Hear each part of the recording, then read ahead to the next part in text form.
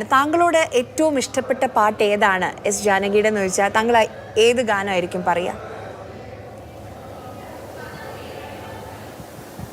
ഒരിക്കലും മറുപടി പറയാം, ഒരിക്കലും ഉത്തരം പറയാനാവാത്ത ഒരു ചോദ്യമാണത്. പക്ഷേ എനിക്ക് ചില പാട്ടുകളെ പറ്റി അവർ പലരും പറഞ്ഞിട്ടുള്ള അനുഭവങ്ങൾ, എന്നെ വിസ്മയിപ്പിച്ചിട്ടുള്ള അനുഭവങ്ങൾ പലതും ഇപ്പോൾ ഓർമ്മ വരികയാണ്. ഉദാഹരണത്തിന് കൊച്ചനിയത്തി എന്ന് പറഞ്ഞ സിനിമ ഉണ്ട്. അതിൽ സുന്ദര രാവിൽ ചന്ദനമുകിൽ എന്നൊരു പാട്ടുണ്ട്. പുകഴേന്തിയാണ് അതിൻ്റെ മ്യൂസിക് ഡയറക്ടർ. അപ്പോൾ പുകഴേന്തി മലയാളിയാണ്, പക്ഷേ ധാരാളം നല്ല മെലഡീസ് ചെയ്തിട്ടുള്ള അദ്ദേഹത്തിൻ്റെ ഏറ്റവും പ്രിയപ്പെട്ട ഗായികയായിരുന്നു ജാനകി അമ്മ.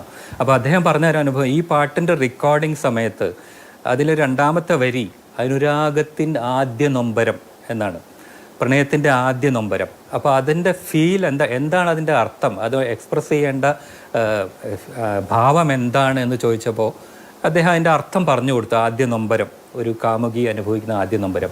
അത് കഴിഞ്ഞ് റെക്കോർഡിംഗ് സ്റ്റുഡിയോയിൽ മൈക്കിന് മുമ്പിൽ പോയി നിന്ന് ജാനകി അമ്മ ആ ആദ്യ നൊമ്പരം എന്ന വാക്ക് ഉച്ചരിച്ച സമയത്ത് എനിക്ക് പുകഴേന്തി അദ്ദേഹത്തിൻ്റെ കണ്ണുകളൊക്കെ നിറഞ്ഞു ആ സമയത്ത്. ആദ്യ എന്ന് പറയുന്ന പദം അവർ ഉച്ചരിച്ചത് ശരിക്കും പറഞ്ഞാൽ ഔട്ട് ഓഫ് ദിസ് വേൾഡ് ആയിരുന്നു എന്നാണ് അവർ പറഞ്ഞത്. അതുപോലെ ധാരാളം അനുഭവം. ഇപ്പോൾ സ്വർണ്ണമുഖിലെ കമ്പോസ് ചെയ്തിട്ട് പാടിപ്പിക്കുമ്പോൾ ജാനകിയമ്മ ചോദിച്ചു, ഞാനിത് കരഞ്ഞുകൊണ്ട് പാടണോ എന്ന് ചോദിച്ചപ്പോൾ ജോൺസൺ പറഞ്ഞു, കരഞ്ഞോളൂ, പക്ഷെ പുറത്ത് വരരുത് എന്ന് പറഞ്ഞു. അതുപോലെ അവർ പാടിയിരിക്കുന്നു. അതായത് ഉള്ളിൽ ഒരു ഗദ്ഗതം ഉള്ളിൽ ഒതുക്കിയിട്ടാണ് ആ പാട്ട് അവർ പാടി. നമ്മളത് കേൾക്കുമ്പോൾ ആ സ്വർണ്ണമുഖിലെ എന്നുള്ള പാട്ടിൽ അവരുടെ വിഷാദം മുഴുവൻ, ആ കഥാപാത്രത്തിൻ്റെ വിഷാദം മുഴുവൻ അവരെ എങ്ങനെയാണ് ഉൾക്കൊള്ളിച്ചിരിക്കുന്നതെന്ന് ഓർക്കുമ്പോൾ നമുക്ക് അത്ഭുതം തോന്നും. അങ്ങനെ എത്ര അനുഭവങ്ങളാണ്. ഒരു സംഗീത സംവിധായകൻ്റെ ഒരു ഡ്രീം സിംഗറാണ് അവർ.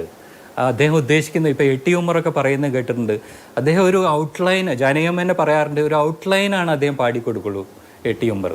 പക്ഷെ അതിനുശേഷം ജാനകിയമ്മ അതിലൊരു കൊത്തുപണികൾ നടത്താറുണ്ട്. ആ കൊത്തുപണി ഏകാന്തതയിലൊരാത്മാവ് മാത്രം എന്നുള്ള പാട്ടിൽ, ഈ പാട്ടിൻ്റെ പല്ലവി ആവർത്തിക്കുന്ന ഭാഗത്ത് അവസാനത്തിൽ ഞാൻ എൻ്റേതായ ഒരു എക്സ്പ്രഷൻ കൊടുക്കട്ടെ എന്ന് പറഞ്ഞപ്പോൾ സ്വതന്ത്രമായിട്ട് കൊടുത്തോളാൻ പറഞ്ഞു ഉമ്മുക്ക.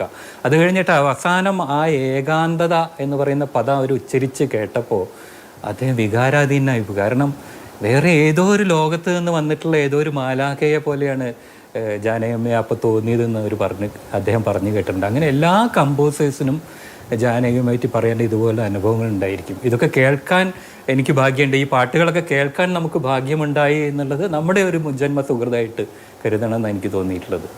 ശരി.